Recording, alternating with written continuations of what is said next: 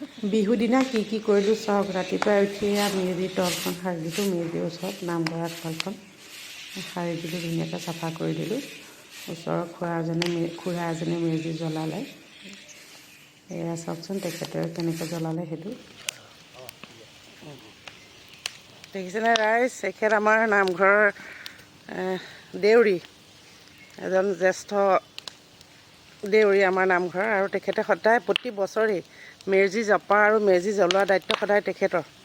তেখেতে ইমান কষ্ট কৰি ৰাতিপুৱাই দেখিছেনে কেনেকৈ মেজি জ্বলায়। এইটো কাম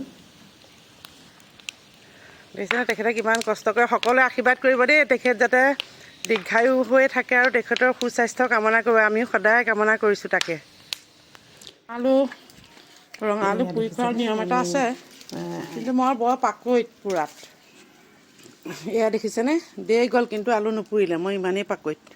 এই দুটা দিলে দেখিছেনে। এতিয়া আকৌ এটা আনিছোঁ, অঙঠাত ভৰাই চাওঁ এবাৰ কি হয়। আচলতে এই কামবোৰ একেবাৰে কৰিয়ে পোৱা নাছিলোঁ। আগতে ঘৰত মায়ে কৰিছিলে, ইয়াত সদায় এইটো কাম শাহুৱে কৰিছিলে। শাহু ঢুকোৱাৰ পিছত দুটা পালোঁ বিহু, মাঘৰ বিহু। তেতিয়া আমাৰ এইবোৰ কৰা হোৱা নাছিলে। যোৱাবাৰ বাৰু এওঁ কৰিছিলে অকণমান, এইবাৰ দায়িত্বটো মোৰ ওপৰত পৰিলে। এতিয়া মই কি কৰিব পাৰোঁ। জুইত পোৰা, জুই ধৰা এই কামবিলাকত বৰ পাকৈত মানে, বুজিছেনে। গম পাইছে নহয় দেখি পেলাই, একদম নোৱাৰোঁ এইবোৰ কাম কৰিব। একদম সিজা নাই, ভিতৰ টান হৈ থাকিছে। এয়া সেইটো দেৰি গ'ল দেখিছেনে, বাকলি এয়া দি আছে। জুইত মোৱা আলু আৰু ৰঙা আলু পুৰিছোঁ, আনহাতে এইকণ কাঠ আলু দেখিছেনে। কাঠ আলু খোৱাৰ নিয়ম এটা আছে, এইকণ মই গেছত ফ্ৰাই কৰিম চকল। এয়া গুচাই লৈছোঁ, এনেকৈ চকলকৈ কাটি লৈছোঁ। এইখন কাটি দিম, এই ৰঙাবোৰ বগাখিনি দিম। এইখিনি কাটি লৈছোঁ। এইখিনি কাটি অকণমান হালধিও ছটিয়াই দিছোঁ দেই, নিমখ হালধি এয়া সানি ল'লোঁ। হালধি নিদিওঁ কেতিয়াবা, আজি দি দিলোঁ আৰু। এয়া এনেকৈ কেৰাহীত দি দিম। এয়া দি দিলোঁ দেখিছেনে, এনেকৈ ফ্ৰাই কৰি পেলাম। এয়া বনাইছোঁ দেখিছেনে, বনাইছোঁ যদিও মনটো একদম ভাল লাগি থকা নাই। কাৰণ দুইজনী ছোৱালীয়ে এই বস্তুটো খাই খুব ভাল পায়।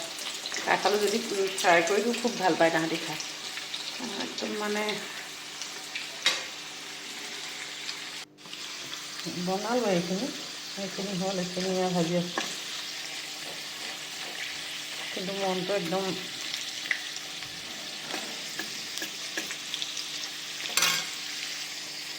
একদম ভাল নহয়।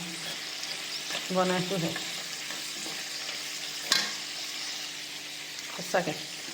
বিহু সংক্ৰান্তি এইবিলাকত কিন্তু নিজৰ ল'ৰা ছোৱালীৰ পৰা আঁতৰি থকাটো বহুত দুখৰ, বৰ কষ্টকৰ।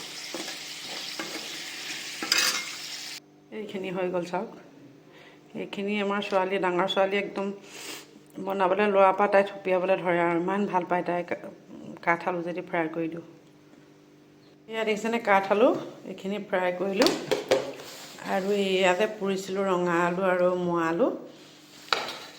এইখিনি মোৱা আলুখিনি ধুনীয়াকৈ হৈ গ'ল। উলিয়াই দিলোঁ মই বাকলি গুচাই। এইটো পিছত যোনটো দিছিলোঁ খুব ধুনীয়াকৈ হ'ল এইটো, কিন্তু এইকেইটা অকণ মানে দেৰি যোৱাৰ কথা হৈছিলে, সেইকাৰণে কাটি মই এনেকৈ দিলোঁ। কিন্তু হ'লগৈ আৰু পাৰিলোঁ মানে পুৰিব। গতিকে এয়া কৰি পৰম্পৰা, মাঘৰ বিহুৰ পৰম্পৰা, এইবোৰ খাব লাগে। সেইকাৰণে খুব মনত পৰিছে আজি মালৈ, আৰু শাহুমালৈও খুব মনত পৰিছে। শাহুমায়ে এইখিনি কাম কৰে আগতে। খুব দুখ লাগিছে, আচলতে জনা নাই। এইখিনি মায়ে দায়িত্ব লৈ থাকে কাৰণে আমি লোৱা নাছিলোঁ। কিছুমান কাম কৰোঁতে খুব মনত পৰে। যি নহওক আৰু এতিয়াতো আমি দায়িত্ব ল'ব লাগিব।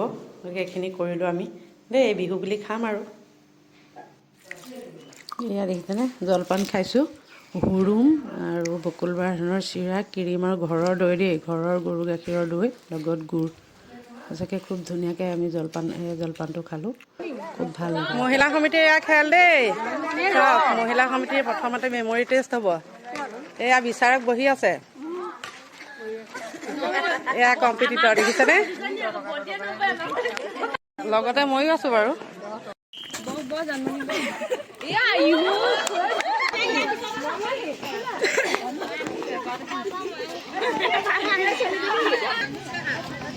দৌৰিব লাগিব দৌৰিব লাগিব দৌৰিব লাগিব সমিতিৰ ৰছী টনা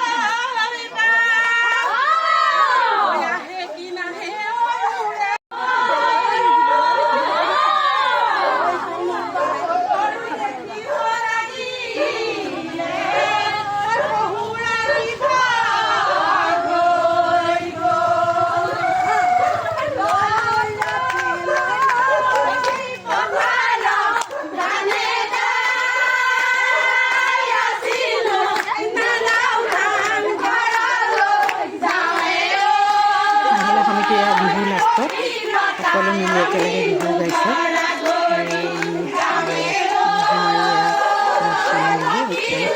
খুব ভাল লাগিলে আমাৰ মহিলা সমিতিখনে দীৰ্ঘায়ু কামনা কৰিছোঁ।